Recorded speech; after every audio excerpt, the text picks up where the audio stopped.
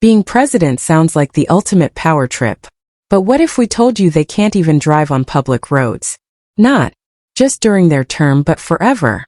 Biden owns a Corvette he can't drive. Trump bought a Tesla he's forbidden to use. Obama got special permission just to drive inside the White House gates with all exits locked. The reason behind this ban involves a tragedy that changed everything. And the restrictions don't end there. Former presidents live under rules that sound more like house arrest than freedom. Phone and technology restrictions. Imagine holding the most powerful job on earth but not being allowed to scroll TikTok, check Instagram, or even use a regular phone. Like everyone else.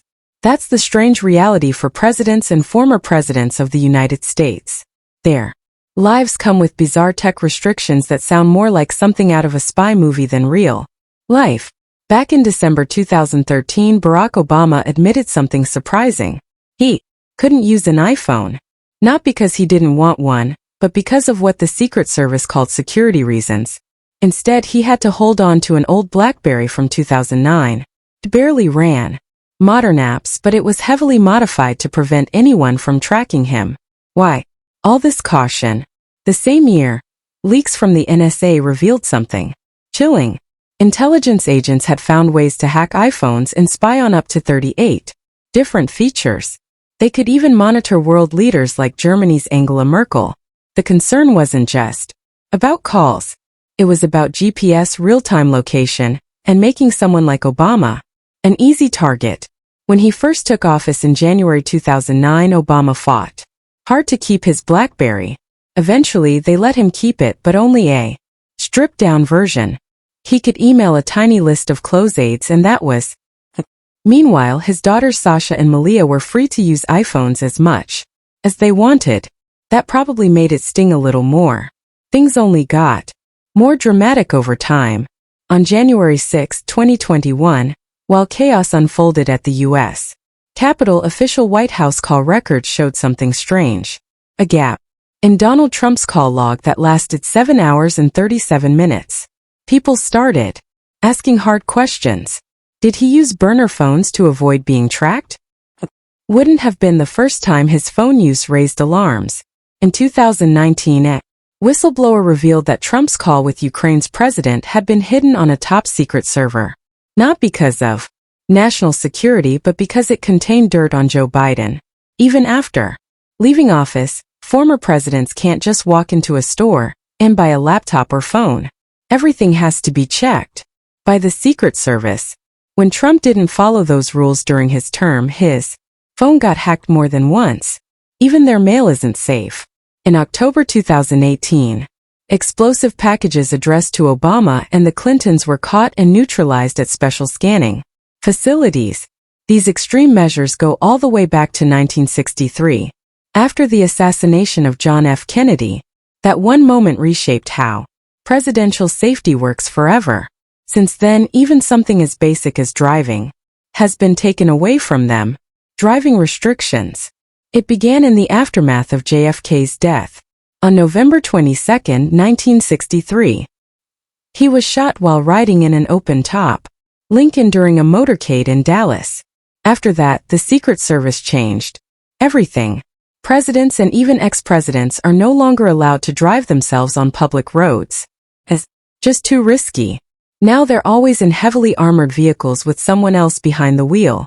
The law that backs this up, the Former Presidents Act passed in 1958, gives them lifelong protection but at a serious cost to personal freedom.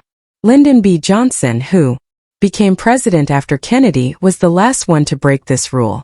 In 1964, just months after the assassination, he raced his car near his Texas ranch at 75 to 85 miles per hour. He even forced another car off the road and tried to ditch his own security team. After that incident, the rule was strictly enforced and Johnson never pulled a stunt like that again. Before that era, things were different. In 1953, Harry Truman, no longer president, once stopped on a Missouri highway to help a farmer round up pigs. That became a charming story in the press. But the key detail, it happened on private land, not public roads. That's the only reason it was allowed. Today, even car lovers feel the weight of this restriction. Joe Biden has always been obsessed with Corvettes.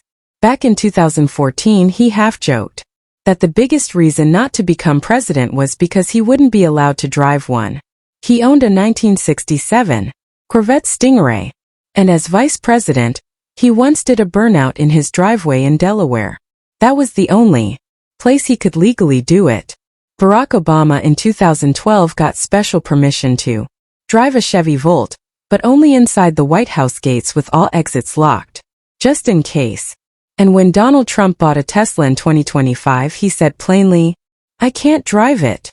Not because he didn't want to, because the rules won't let him.